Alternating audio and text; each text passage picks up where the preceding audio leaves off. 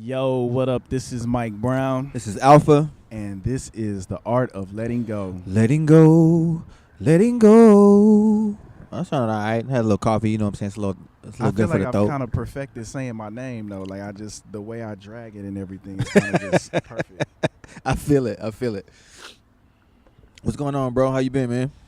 I've been good. I feel like the whole couple of weeks, I think last episode was built off of the last couple of weeks, and I think this one is too. Yeah, absolutely. For me, I think the biggest thing, what we're talking about today is appreciating where you at today. Mm-hmm. I'm always looking ahead as to where I want to go, and because I'm not there sometimes, it definitely affects me emotionally. Mm-hmm. So, Yeah.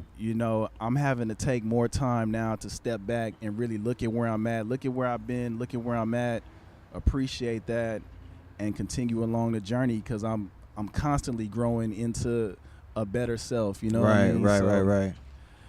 Just having to really, really do that and being aware of it. Yeah, I feel it. I definitely get there too. Sometimes I feel like I should be further ahead than where I'm at right now, given the things that I know I'm capable of sometimes. And another side of me too is like trying to outrun my past.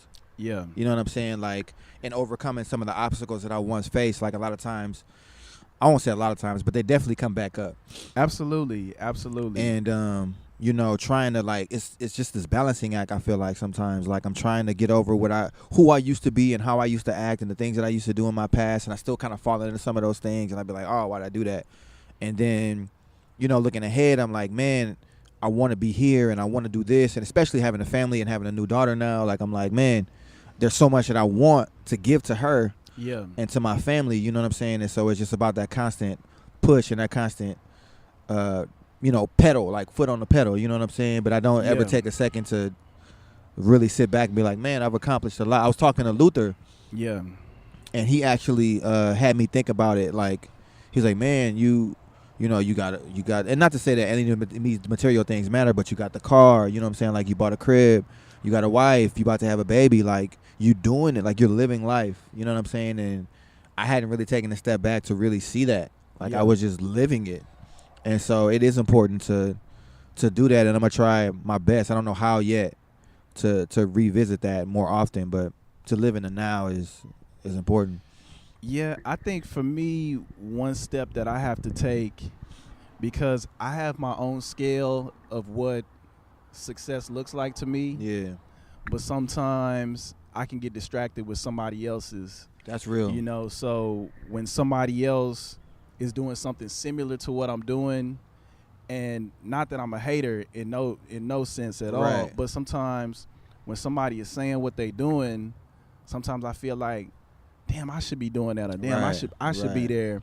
But at the same time, when I look at my goals and what I'm chasing, I'm not actually chasing what that person is chasing. Yeah. So, it's constantly reminding myself what exactly I want. Yeah. You know what I mean? And, it's just as challenging as anything else, and it takes practice. Mm-hmm. But that has been my biggest hurdle. Yeah. That comparison, living in that world of comparing yourself to other people. Yeah, and I feel like that's kind of just the way we taught, you know what I mean? Especially coming from like sports culture, for me, being competitive, that's all I really know. Right. Especially playing basketball and shit like that. Like, you are always trying to be the best. Yeah, you want to win as a unit, as a whole. Right. But I definitely want to be the best motherfucker on the court. Right. You know what I'm saying? And there's accolades that tell you that you're the best person on the court. Yeah. And that's what's interesting about it too. Like, and we can keep on the basketball analogy.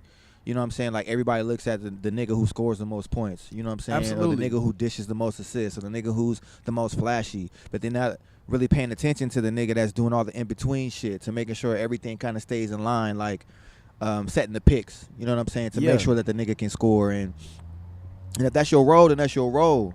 And I think finding that comfortability in who you are and where you're at, and I'm speaking that for myself, is what I need to work the most on. Like, really identifying what and where my role is. Yeah. Like, for a long time, I wanted to be Jordan. Yeah. You feel me? I wanted to be Kobe. I Yeah. wanted to be them niggas. And it's like, just be Alpha. Like, don't worry about putting up the most shots. Don't worry about scoring the most points. Like, that's your game. So play your game and let the accolades lie where the accolades lie. Yeah. I think for me, you know, especially looking at roles, I feel like I've always ran from the leadership role. But I know for a fact that's my role.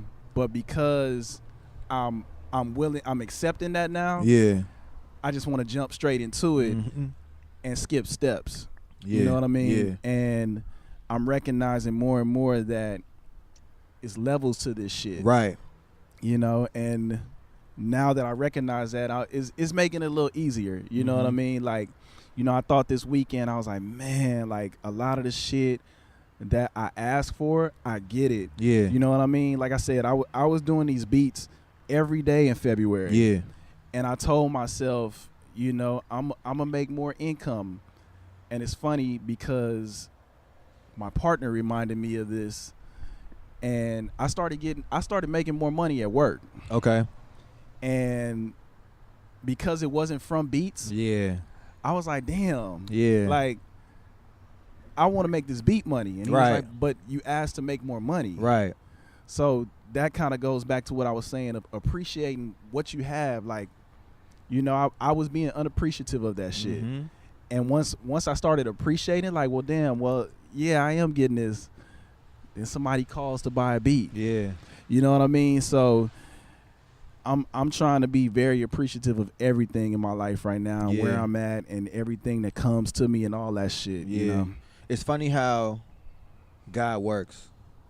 Like, the way you ask for things and the way you see things coming in isn't always the way that he has it set up for you.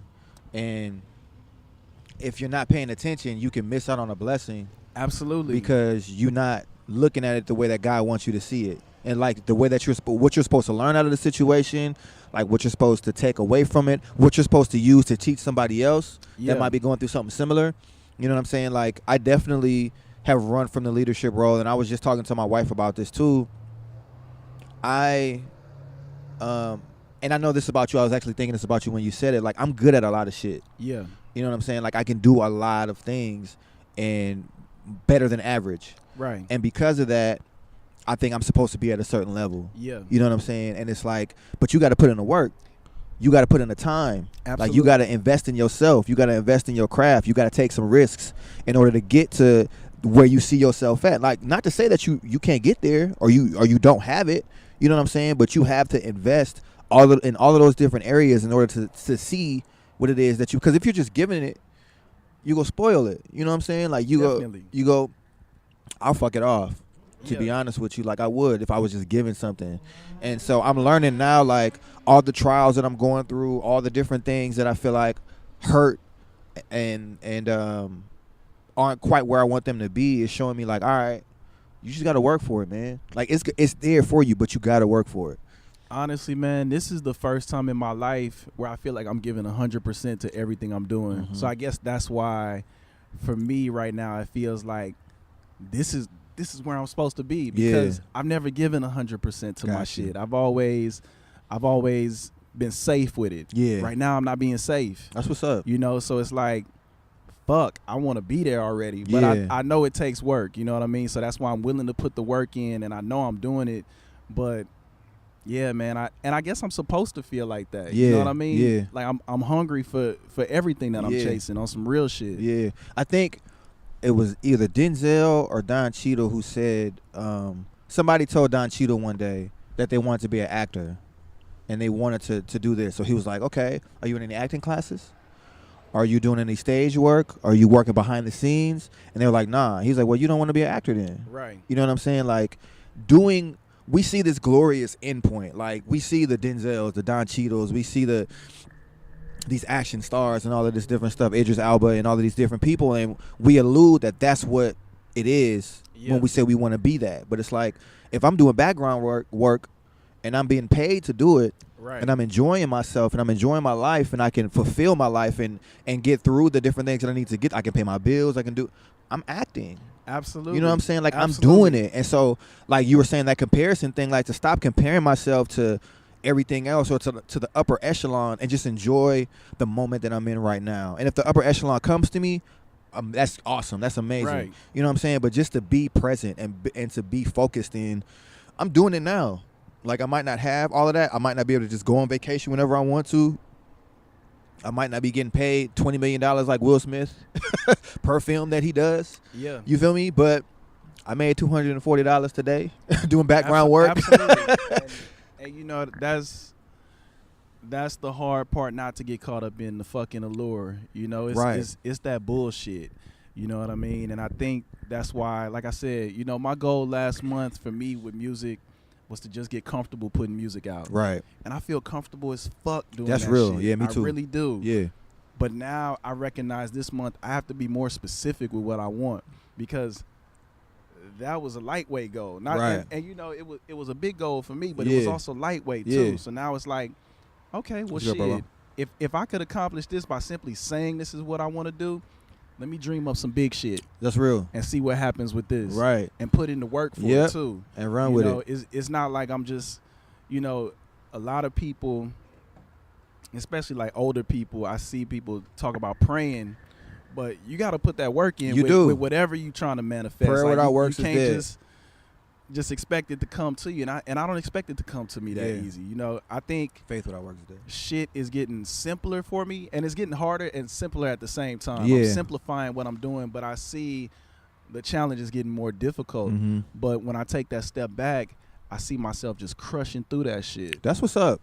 And it's interesting. I posted a video a couple of weeks ago when I had to take my studio down, and I don't think you and I talked about this, but like the booth that I had set up in the room and everything like that, like my neighbor that's upstairs that you've met, was like, bring it up here. Like we could have a studio up here. We talked about like days a week that we get. So like as much as stuff pains me, and sometimes it's like I'm losing something, but I'm getting something in return. Absolutely. You know what I'm saying? And so just because like, and I allude that to the time that you have to put into things. Like, yeah, you might be losing some time. Yeah. You might want to sleep. You might want to do something else. You might want to go out and have fun. You might want to smoke a blunt.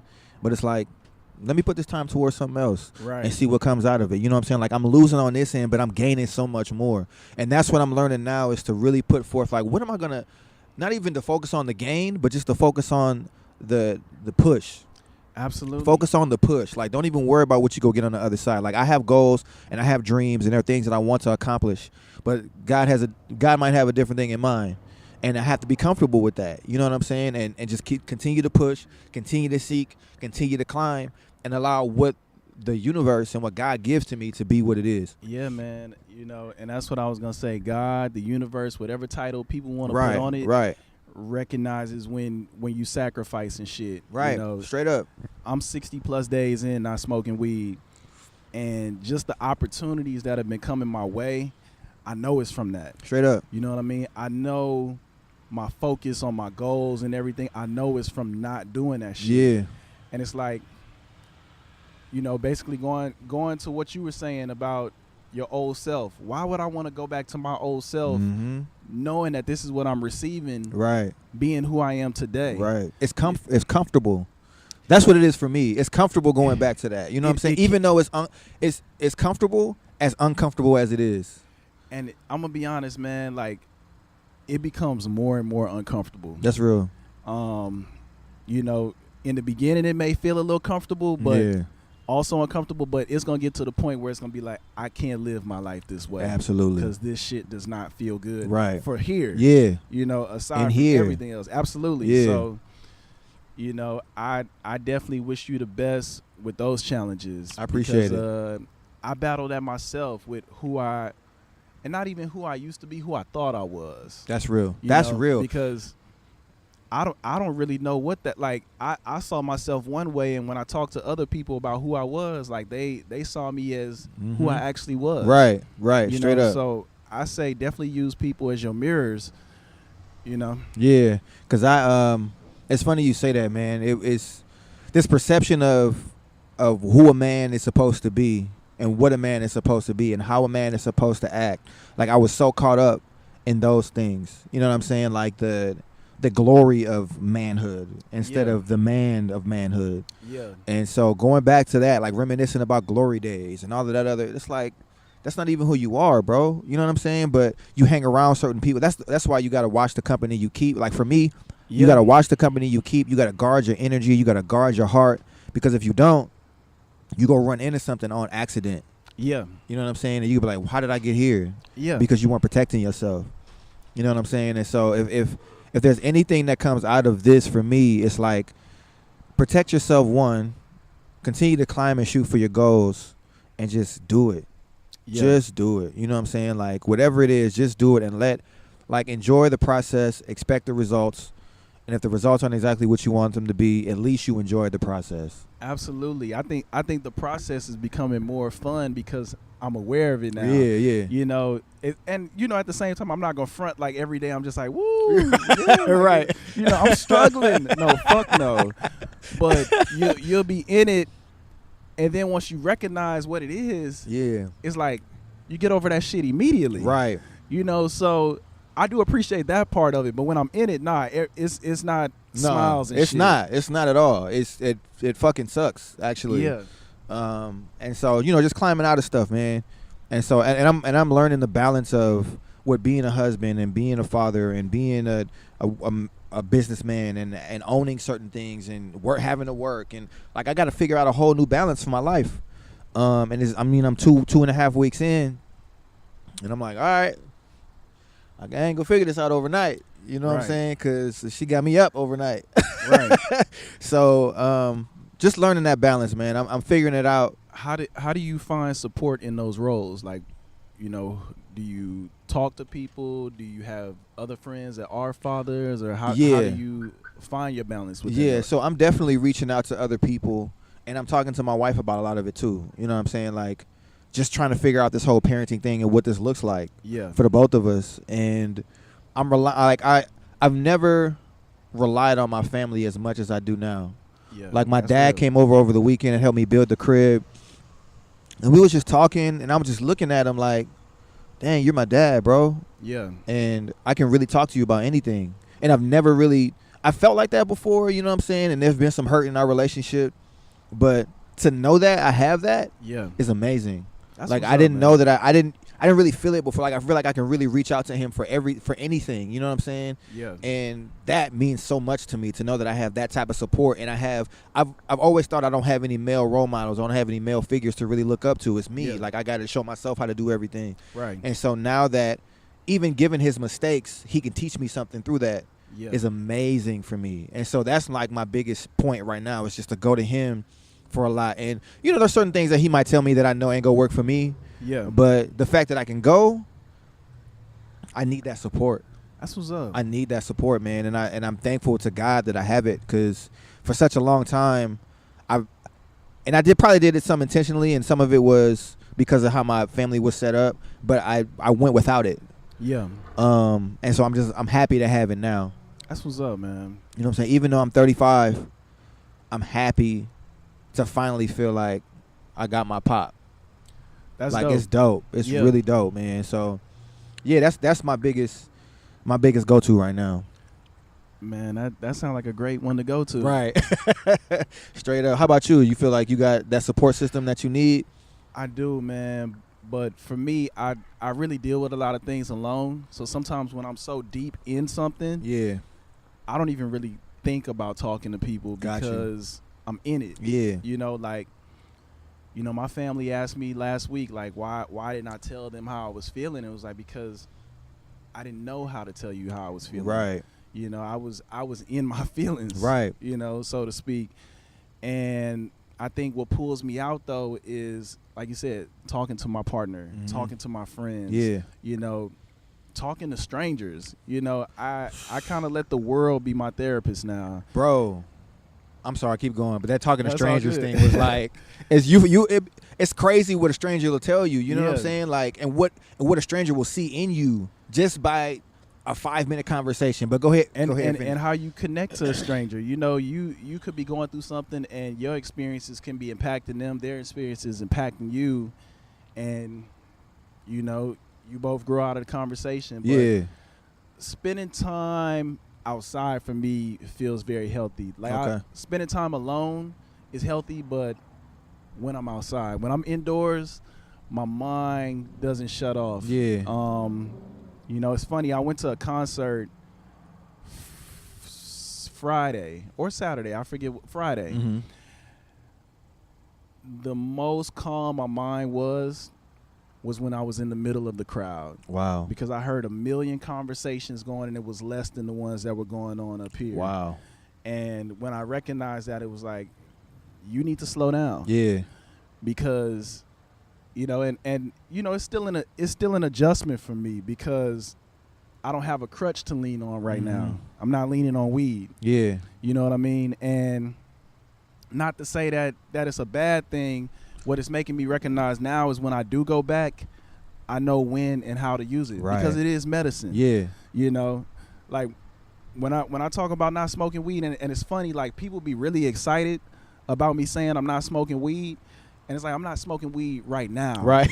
So you can be as excited as you want to, but don't be disappointed when I go back. Yeah. You know what I mean? Right. And I just recognize now I'm not 20 years old. Right. I can't smoke weed every day. Yeah. So that's part of letting go of that old self. Yeah. You know what I mean? But when I'm feeling anxious at night, I can smoke. But during the day, I don't want to smoke weed all day. I feel you. You know what I mean? Like, my lifestyle doesn't fit that. Right. You know what I mean? And I'm okay with that. You know, it took me a while to be okay with that because I was known for being the person that always had weed. Yeah. That was always like high and shit. And that shit just don't feel cool to me no more. Right. You know what I mean? Like I ran into somebody at the gym.